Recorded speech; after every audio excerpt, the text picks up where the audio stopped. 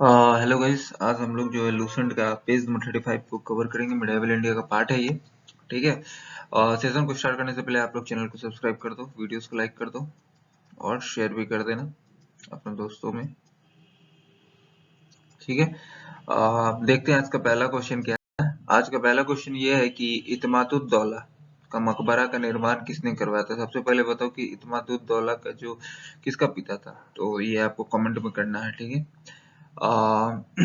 Option जो है इसका जहांगीर, नूरजहां, अस्मत बेगम और लाडली बेगम। तो लाडली बेगम इसकी बेटी थी, किसकी, जहांगीर की, और अस्मत बेगम किसकी माँ थी, नूरजहां की माँ थी, जो गुलाब से इत्र निकालने की विधि बनाई थी।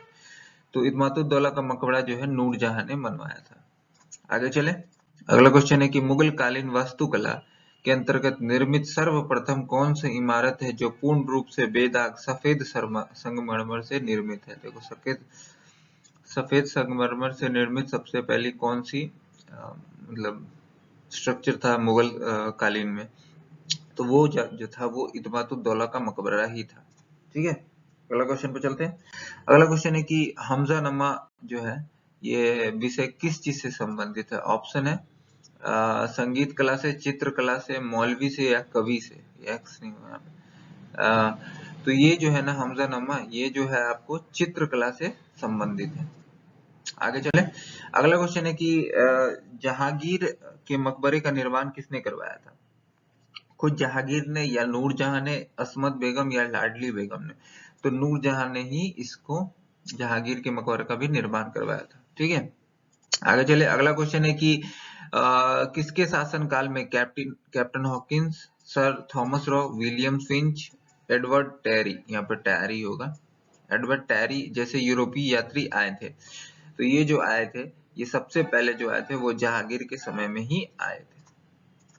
अब आगे चलते हैं कि पितरादुरा नामक, ठीक है, जो जराव काम किस इमारत में सर्वप्रथम किया गया था। तो ये जो पितरादुरा नामक जराव काम है, ये सबसे पहले जो किया गया था, ये आपको किया गया था इसी में, इत्मादुद्दौला का मकबरा। उसके बाद ये सिलसिला बन गया था कि कोई भी चीज बनता था मुगलों का, तो उसमें पितरादुरा नामक काम जो होता, जराव काम होता था, ये होता था। इसमें भी हुआ था, आपको मयूर सिंहासन में भी ये चीज हुआ था। अगला क्वेश्चन चलते हैं। अगला क्वेश्चन है कि शाहजहां ने किसे मलिका इस जमानी की उपाधि दे दी थी।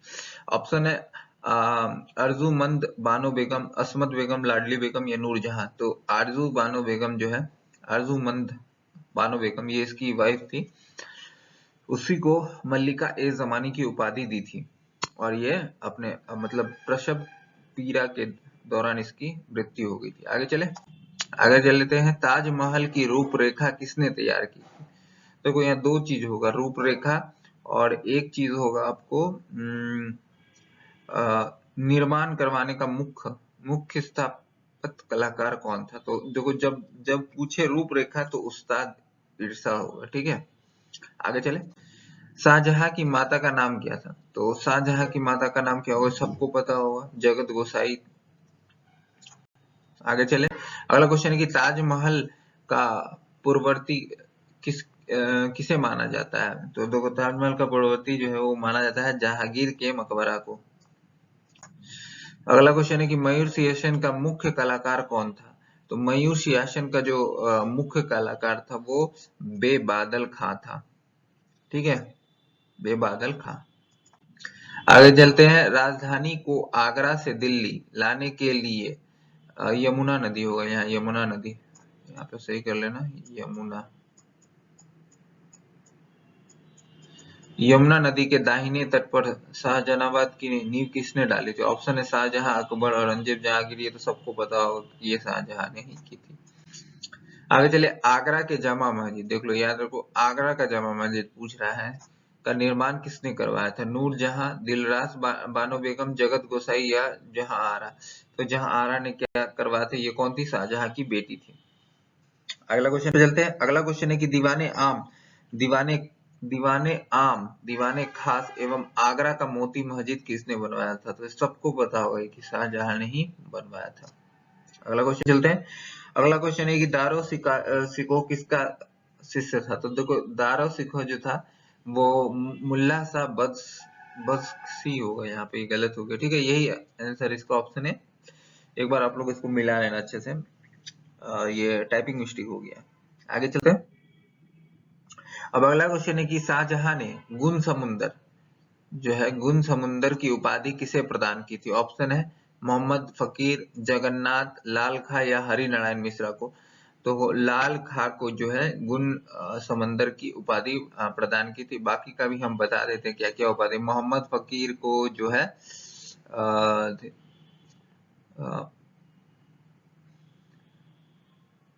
ये तो मोहम्मद फकीर जो था मुख्य चित्रकार था उसका, शाहजहां का। हरि नारायण मिश्रा जो है ये प्रमुख संस्कृत कवि हुआ करते थे। हरि नारायण मिश्रा जो थे प्रमुख थे।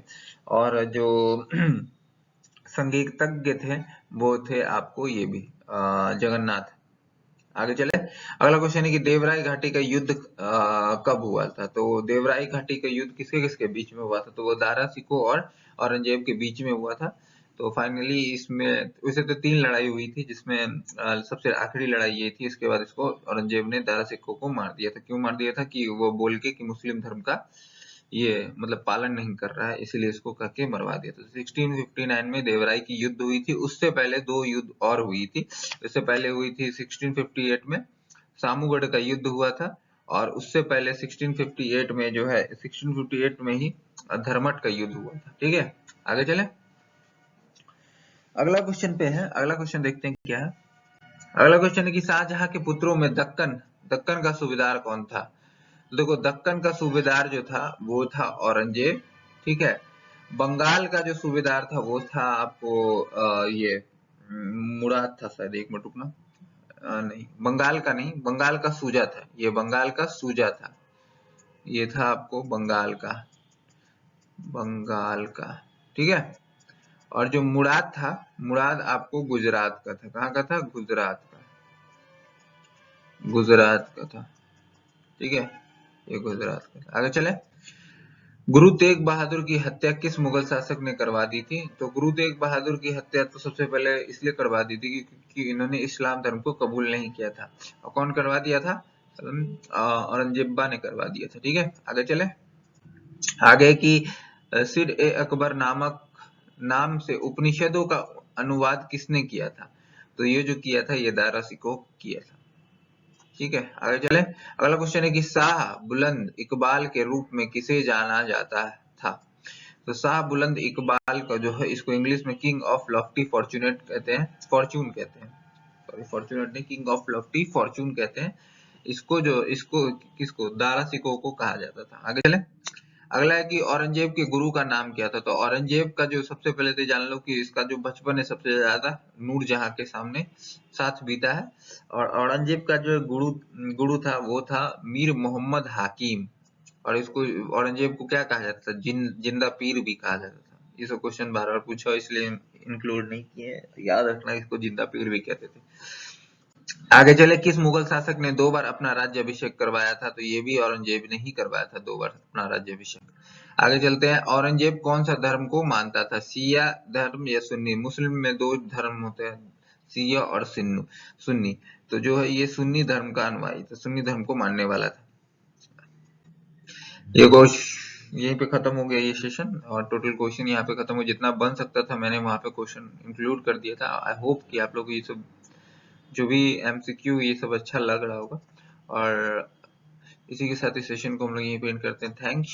होप आप लोग चैनल को सब्सक्राइब कर दो जल्दी से जल्दी। और टोटल अभी 31 ही सब्सक्राइबर है। धीरे धीरे बढ़ते हैं, आगे देखते हैं क्या है।